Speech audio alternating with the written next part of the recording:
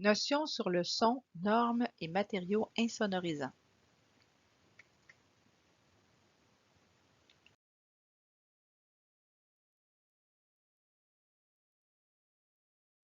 Qu'est-ce que le masse-ressort-masse? Alors, le son provoque des vibrations dans la première paroi. Les ondes sonores sont amorties dans le ressort, c'est soit de l'air ou un isolant. Et finalement, le son est transmis amorti et donc moins fort à la deuxième paroi. Alors ça, c'est vraiment le principe de l'isolation phonique. Alors, je vous donne un exemple en bas.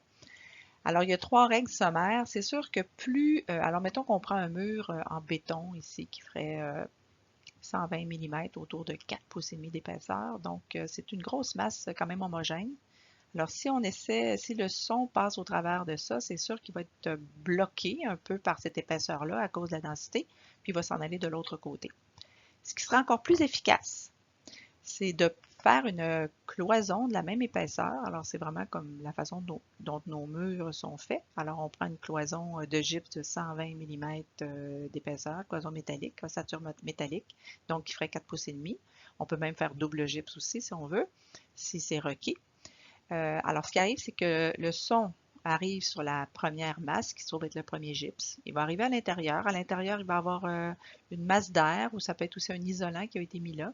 Donc, il va avoir un amortissement qui va se faire du son. Le son va continuer sa course. Il va aller dans l'autre masse à côté, puis il va être bloqué un peu par celle-ci. Puis après, il va continuer encore sa course de l'autre côté. Alors, tout ça, ce phénomène-là, va faire en sorte que le son va être amorti de 4 décibels juste à passer à travers cette structure-là, plus que s'il était passé dans la structure qui est à gauche, qui est complètement massive.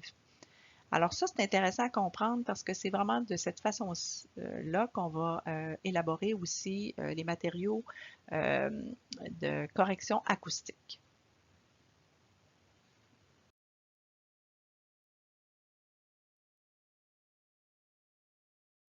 Alors, le principe de masse-ressort-masse, c'est un petit peu le même principe qu'on utilise pour les matériaux de correction acoustique.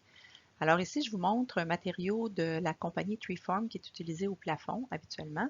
Et on voit ici l'illustration. On a soumis une personne à un bruit de 70 décibels. Donc, ça serait le bruit d'une rue, par exemple.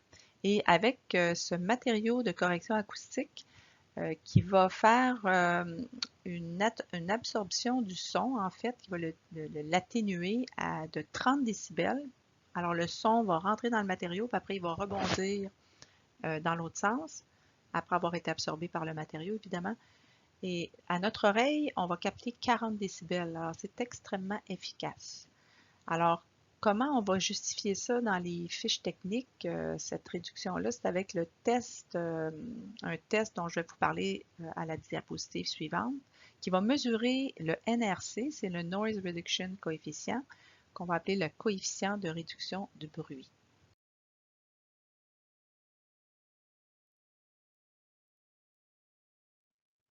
Alors, le NRC sur les fiches de matériaux. Alors, tantôt, on disait que NRC, ça voulait dire Noise Reduction Coefficient. Alors, ce coefficient-là de réduction du bruit, en fait, c'est quoi? Ça veut dire c'est l'absorption acoustique mesurée à différentes fréquences. Ce test-là porte le nom de ASTM C423. Par exemple, autour de 3-4 000 Hz, alors on cherche à atteindre un coefficient d'autour de 0,80. Ça serait considéré comme très bon pour un matériau acoustique.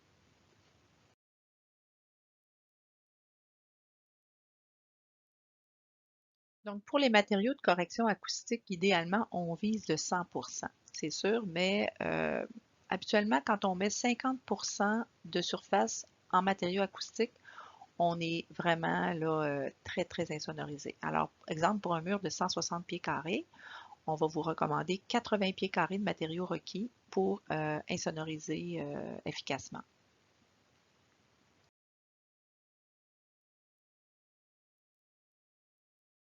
On regarde des fiches techniques dans les catalogues, par exemple dans les catalogues virtuels, évidemment, comme ce produit-là, Felk Couture de Richelieu. C'est un produit insonorisant qui vient comme en panneau. OK?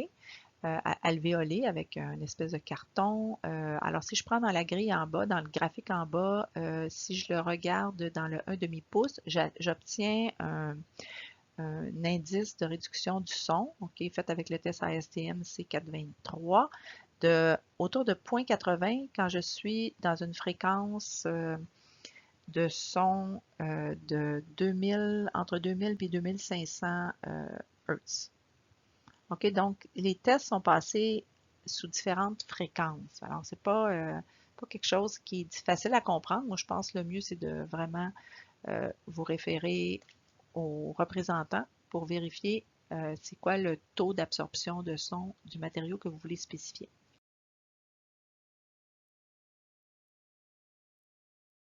Le truc à se souvenir, j'ai pris ça sur le site de la compagnie Acoustitech. Alors, c'est intéressant.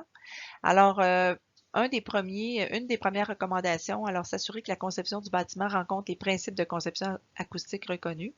Alors, c'est sûr que faire affaire avec un acousticien ou une compagnie reconnue, ça aide beaucoup en amont du projet, évidemment. Ensuite, limiter l'utilisation de la céramique aux cuisines et aux salles de bain, parce que ce sont quand même des matériaux qui font rebondir le son et qui vont le propager très vite. Faire installer des seuils tombants au bas des portes de corridors et des coupe-sons au pourtour. Calfeutrer toutes les ouvertures où le son pourrait s'infiltrer. Sceller toutes les fissures et ouvertures de l'enveloppe du bâtiment. Alors, si l'air peut passer, le son aussi peut passer. Alors, il faut se rappeler de ces principes-là. Ensuite, éviter le plus possible de perforer le plafond de gypse avec des luminaires encastrés. Des fois, c'est difficile, mais il faut penser à ça. Ensuite, ne pas oublier de désolidariser les planchers pleins de murs conduits. Ne pas limiter l'utilisation d'une membrane acoustique au plancher de bois, mais l'utiliser aussi sous la céramique, le marbre et la pierre naturelle. Installer la céramique avant les armoires afin d'avoir une couverture complète de la membrane acoustique et de la céramique dans toute la pièce.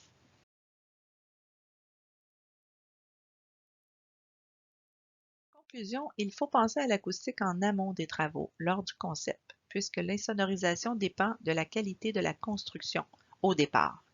Ensuite, vérifier les normes exigeables d'insonorisation selon le lieu à l'étude et spécifier des matériaux adéquats. Faire appel à un acousticien pour vous aider dans ces choix-là. Puis, utiliser des matériaux de correction acoustique. Et je vous invite aussi, alors c'est sûr que les matériaux de correction acoustique, comme vous allez voir dans le diaporama que j'ai mis sur Léa avec toutes les compagnies, alors c'est assez exhaustif, tout ce que vous pourriez employer pour réduire le son, justement. Et à voir absolument. Alors, je vous invite à voir ce petit film-là sur YouTube de Richelieu sur le matériau felt couture qui va vous montrer comment le son se propage à l'intérieur de 2 pièces, puis comment on a remédié à la situation avec ces produits-là. C'est intéressant à regarder.